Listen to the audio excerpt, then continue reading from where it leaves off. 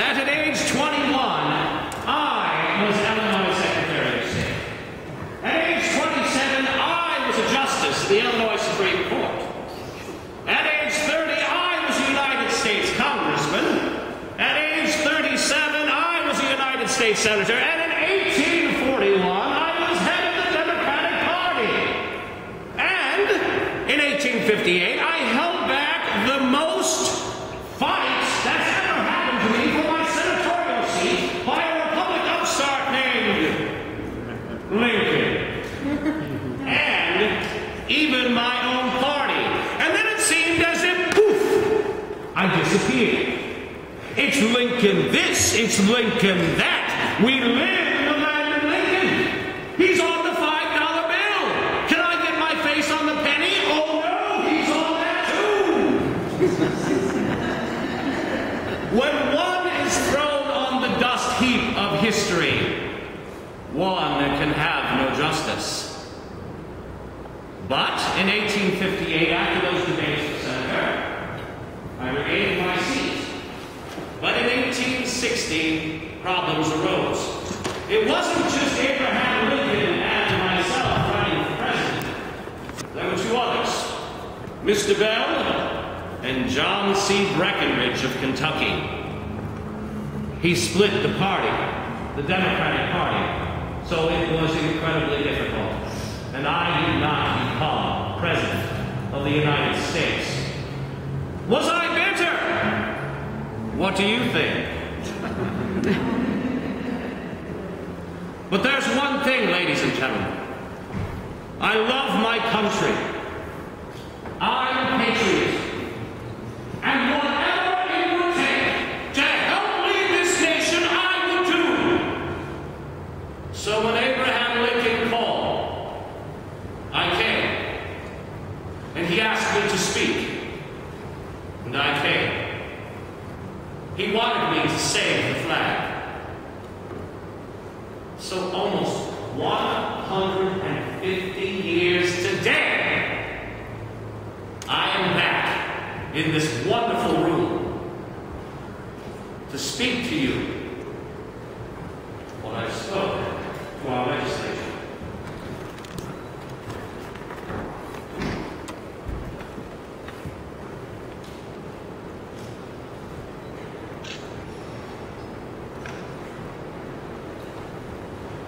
Mr. Speaker, and gentlemen of the Senate and House of Representatives, I am not insensible to the patriotic motives which have prompted you to do me the honor to invite me to address you on the momentous issues now presented in the condition of our country. With a heart filled with sadness and grief, I proceed to comply with your request. For the first time since the adoption of the federal Constitution, a widespread conspiracy exists to destroy the best government the sun of heaven ever shed its rays upon. Hostile armies are now marching upon the federal capital with the view of planting a revolutionary flag upon its dome, seizing its national archives, taking captive the president elected by the votes of the people, and holding him in the hands of the secessionists and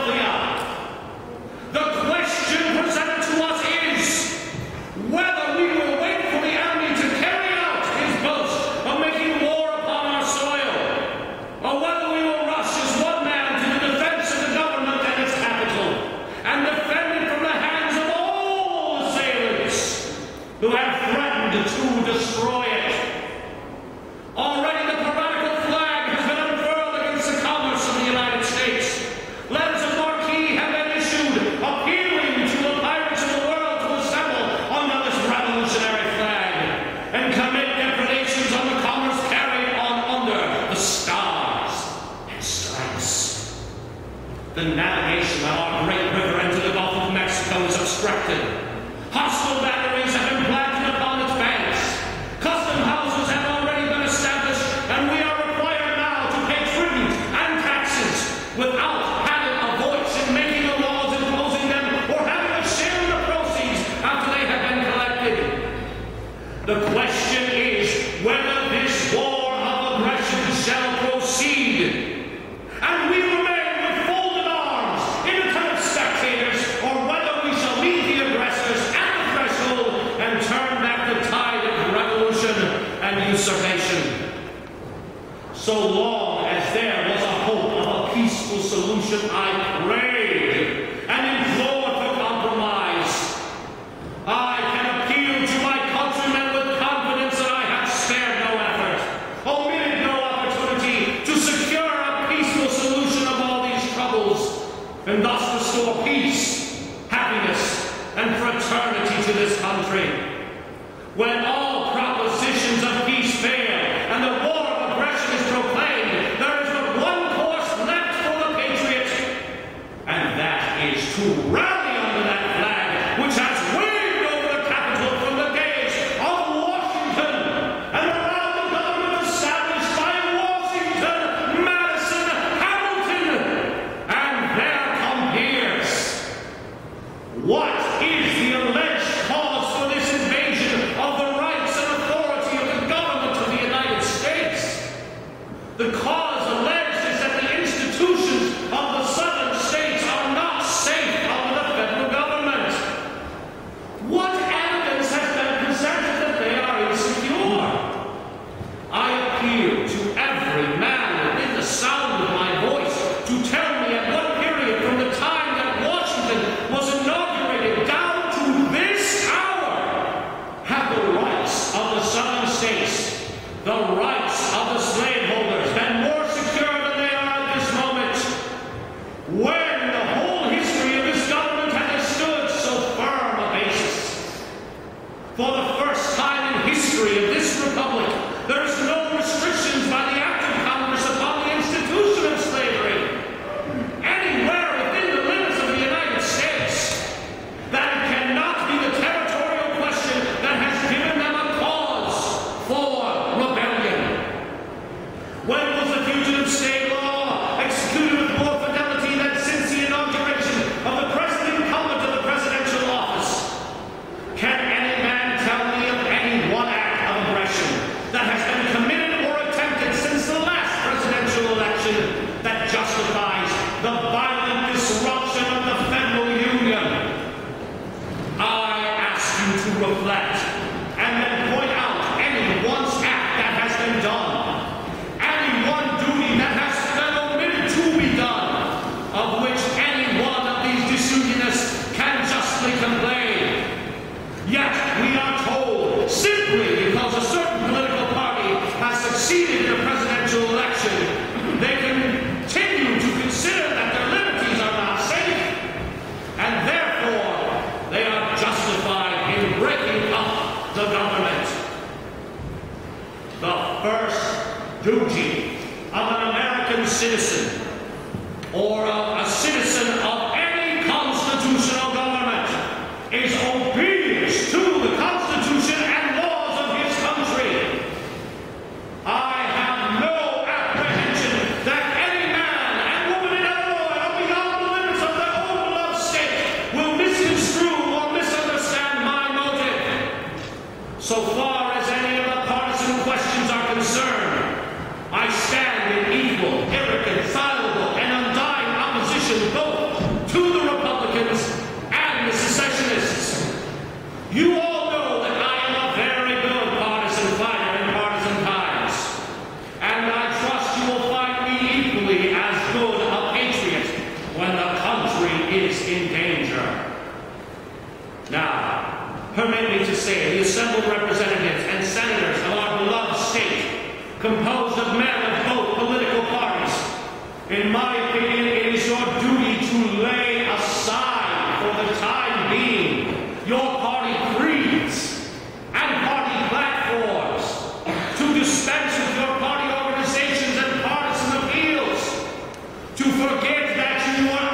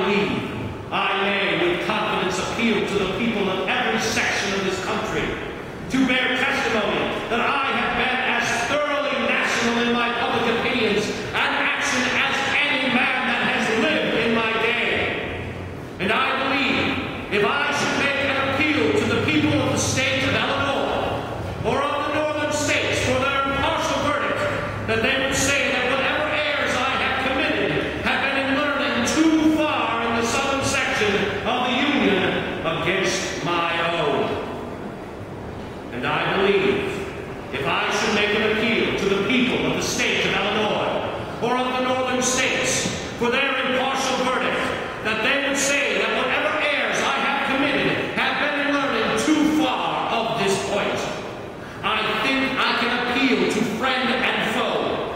I use the term in a political sense, and I trust that the word foe will be used in a past sense. It is a crime against the inalienable and indefeasible right of every American citizen to attempt to destroy the government under which we are born. It is a crime against constitutional freedom and the hopes of the friends of freedom throughout the wide world to attempt to blot the United States from the map of Christendom. Yet, this attempt is now being made. The government of our fathers is to be overthrown and destroyed. The capital that bears the name of the father of his country is to be bombarded and leveled to the earth among the rubbish and the dust of things that are past. The records of your government are to be scattered to the four winds of heaven. The constituted authorities placed there by the same high authority that placed Washington and Jefferson and Madison and Jackson in the chair are to be captured and carried off, to become a byword and a scorn to the nations of the world. You may think I am drawing a picture that is overwrought. No man who has spent the last week in the city of Washington will believe that I have done justice to it. You have all the elements of the French Revolution surrounding the Capitol now, and terror threatening with its terrors. Not only is our constitutional government to be stricken down, not only is our flag to be blotted out, but the very foundations of social order are to be undermined and destroyed. The demon of destruction is to be let loose over the face of the land. A land, a reign of terror and mob laws to prevail in each section of the Union. And the man who dares to plead for the cause of justice and moderation in either section is to be marked down as a traitor to his section. If the state of things are allowed to go on, how long before you will have the guillotine in active operation? I appeal to you, my countrymen, men of all parties, not to allow your passions to get the better of your judgments.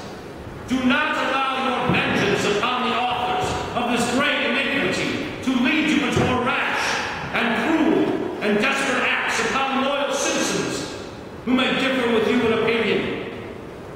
Let the spirit of moderation and of justice prevail.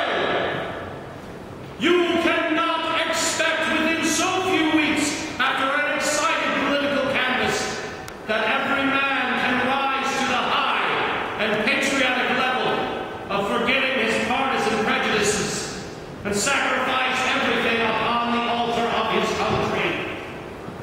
But allow me to say to you, whom I have opposed and warred against with an energy you will respect, allow me to say to you, you will not be true to your country if you ever attempt to manufacture partisan capital out of the misfortunes of your country.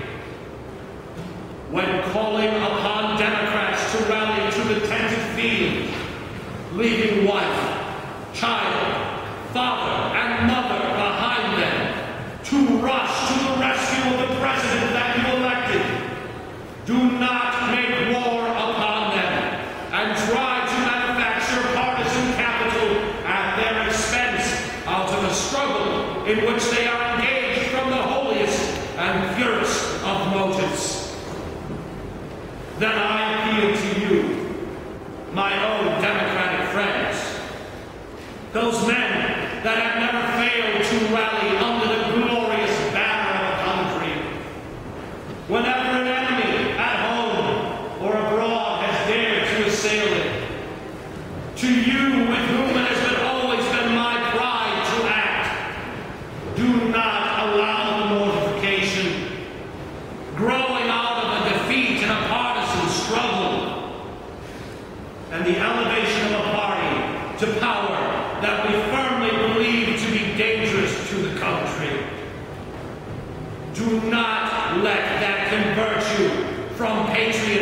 into traitors to your native land. Whenever our government is assailed, when hostile armies are marching under new and odious banners against the government of our country, the shortest way to peace is the most stupendous and unanimous preparation for war. The greater the unanimity, the less blood will be shed. The more prompt and energetic the movement, and the more imposing in numbers, the shorter will be the struggle. I have struggled, almost against hope, to avert the calamities of war, and to effect a reunion and reconciliation with our brethren of the South. I yet hope it may be done, but I am not able to point out to you how it may be effected. Nothing short of Providence can reveal to us this issue of this great struggle. Bloody, calamitous, I fear it will be. May we so conduct it that a collision must come, that we will stand justified in the eyes of Him who knows our heart and who will judge our every act. We must not yield to resentments, nor to the spirit of vengeance, much less to the desire for conquest or ambition. I see no path of ambition open in a bloody struggle for triumph over a divided country, after having so long served a united and glorious country. Hence, whatever we may do must be the result of conviction or patriotic duty, the duty that we owe to ourselves, to our posterity, and to the friends of constitutional liberty and self-government throughout the world. My friends, I can say no more. To discuss these topics is the most painful duty of my life. It is with a sad heart, with the grief that I have never before experienced, that I have to contemplate this fearful struggle. But I believe in my conscience that it is a duty we owe ourselves and our children and our God to protect this government and that flag from every assailant, be he who he may. There are only two sides to this question. Every man must be for the United States or against it. There can be no neutrals in this war. Only patriots or traitors. Thank you.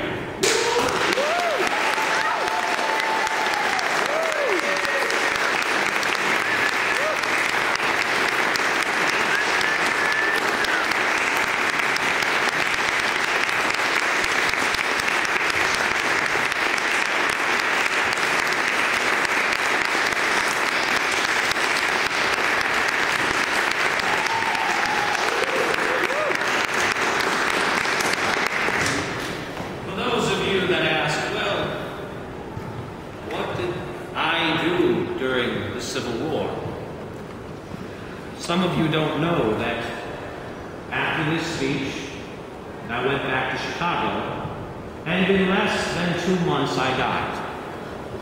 In June 13, 1861. There are reasons why Douglas is not the first fiddle to Lincoln, but there are many questions that could have been answered if he lived, if I lived, a longer life. To all the young people in the audience, look up here at Stevie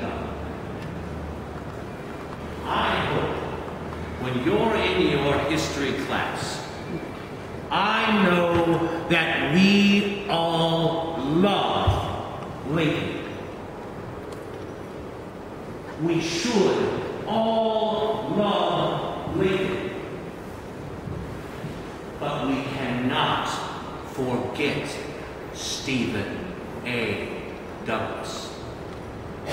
When you go to your history classes, and your teacher talks about Lincoln, raise your hand high and ask her or him or them, tell me more about Stephen A. Douglas. And if they look at you and say, I don't know much about Stephen A. Douglas after today, then you can tell them. You have been a most delightful audience. Thank you for listening to history some 150 years ago. Thank you so much.